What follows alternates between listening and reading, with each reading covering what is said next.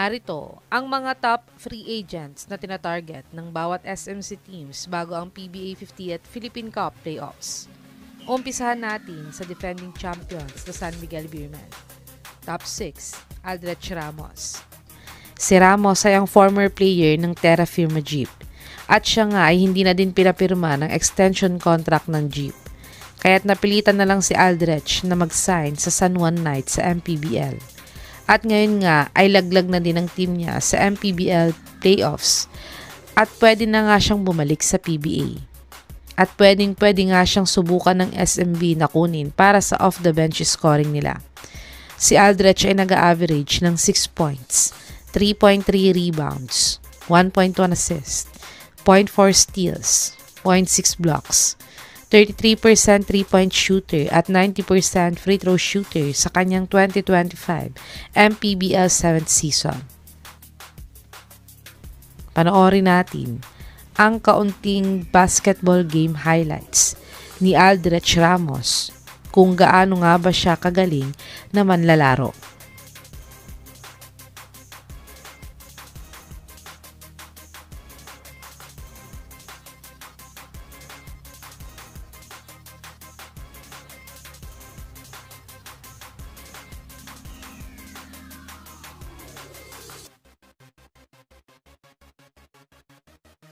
Top 5, Greg Slaughter. Hindi pa nga nakakabalik si Slaughter ngayon sa PBA. Ito ay dahil sa taas nga daw ng demands niya sa sweldo niya. Kaya't hindi sila magkasundo ng Titan Ultra at hindi siya masign nito. Ngunit, ayon nga sa source na to, ay kinausap na nga daw ng SMB management itong si Slaughter at ang Titan management para sa possible na sign and trade option na gagawin nila para makuha siya ngayong conference. At dito nga ay mabubuo nila ni JMF ang pinakamalaking twin tower sa PBA. Nag-average si Greg ng 15.7 points, 9.8 rebounds, 2.3 assists, 1.1 blocks, 67 field goal percentage at 80% free throw shooter sa kanyang last 2024 MPBL 6th season. Panoorin natin ang isa sa best game highlights ni Greg Zila sa MPBL kung magiging fit nga ba siya sa sistema ng SMB.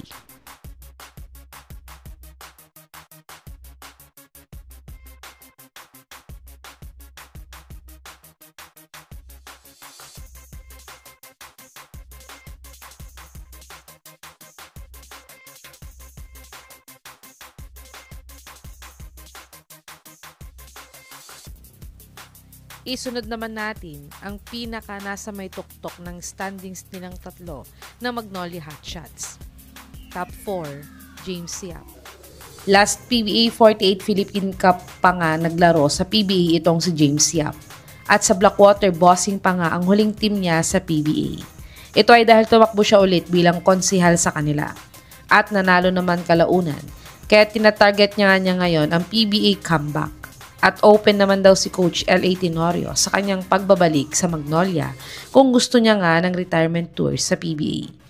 Uma-average si Yap ng 3.6 points, 1.3 rebounds, 0.1 assist, 36% 3-point shooter at 17% free throw shooter sa kanyang last PBA 48 Philippine Cup. Panoorin natin ang maikling basketball game highlights ni Man with a million moves sa Blackwater Bossing dati.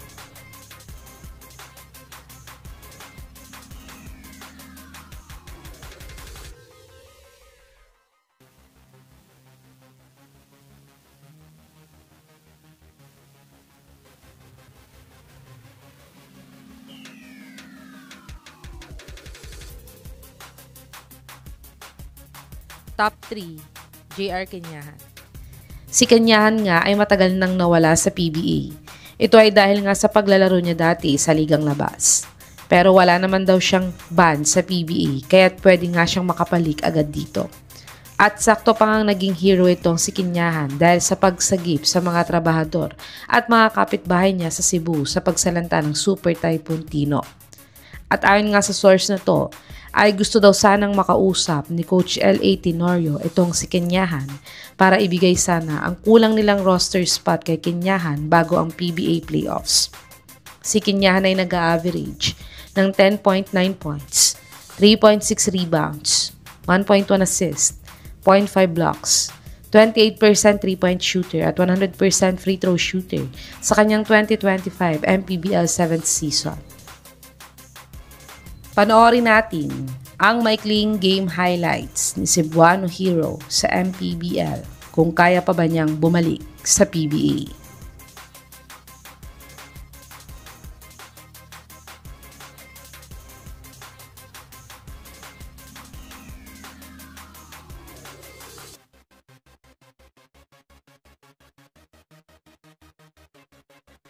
Dumako naman tayo sa 8th-seeded at may may kailangan na mag-sign ng free agent na Barangay Ginebra. Top 2, Justin Chua. Si Chua nga ay hindi na din extend ng Blackwater Bossing ngayong Philippine Cup. Siya pa nga ay may pending trade sana sa Titan Ultra kapalit ni Gio Halalon. Kaso nga lang ay nag-expired na ang kontrata ni Gio at nag-sign na lang ngayon sa TNT Tropang 5G. Sayang nga itong si Chua dahil former PBA Defensive Player of the Year pa naman siya. Kaya't kung willing ang Ginebra na mag-take ng risk na isign itong si Chua, ay madadagdagan sila ng defensive big man sa team at may shooting din naman si Chua sa 3 points line. Uma-average si Chua ng 3.5 points, 1.9 rebounds, 0.3 assists, 0.2 steals, 0.2 blocks, 33 field goal percentage, 50% free throw shooter sa last PBA 49 Philippine Cup. Panoorin natin ang counting basketball game highlights ni Chua kung gaano siya kagaling na player.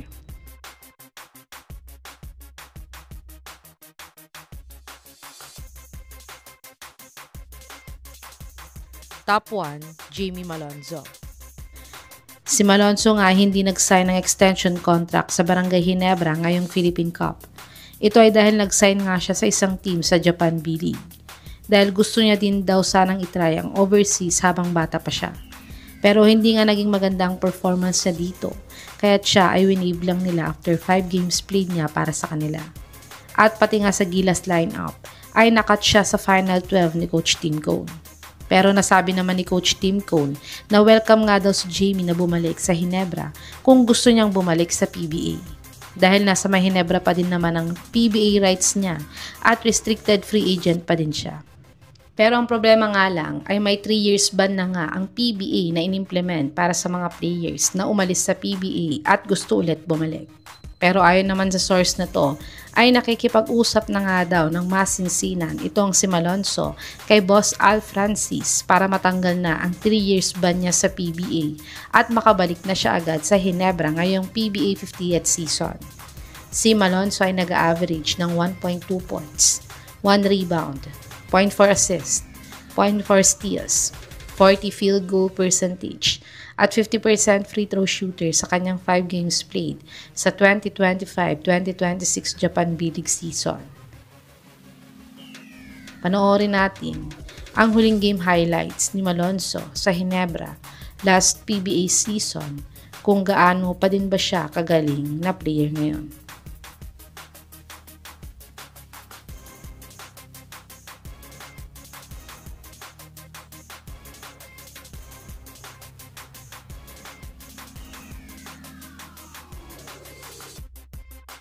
Ito, ang mga top free agents na tinatarget na isign ngayon ng mga SMC teams bago ang PBA playoffs. Sino sa mga players na to ang gusto nyong makuha ng mga SMC teams? I-comment nyo na po yan sa baba.